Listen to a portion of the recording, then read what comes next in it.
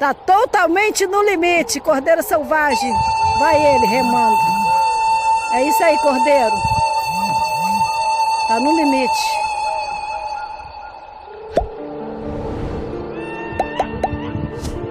Legal, hein? Legal, legal.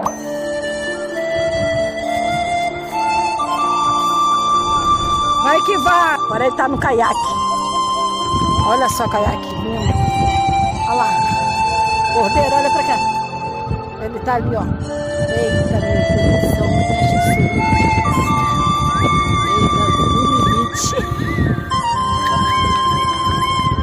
Mas não, que eu vou aqui essa. É no limite. Tá todo limitado. Cordeiro no limite. Nasceram Cordeiro Selvagem. Eita, selvagem.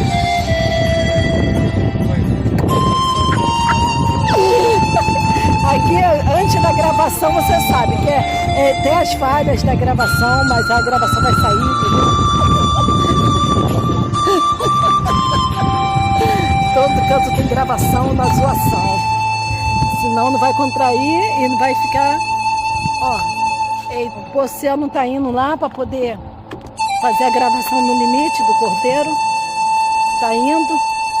Ele lá. Tô filmando. Aí. Tchau, hein? Isso aí, vai aí, Cordeiro lá na frente, Oceano atrás, mais Juliano. Tá no limite. Cordeiro Selvagem.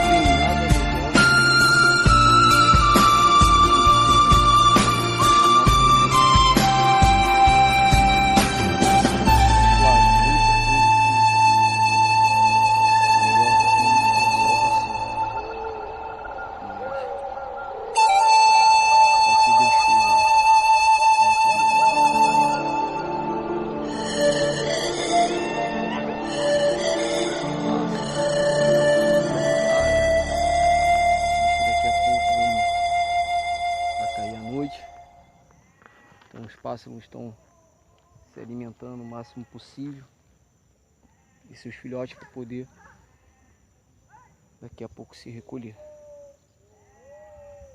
Que ao anoitecer na mata cai cedo e assim, pessoal, maravilha.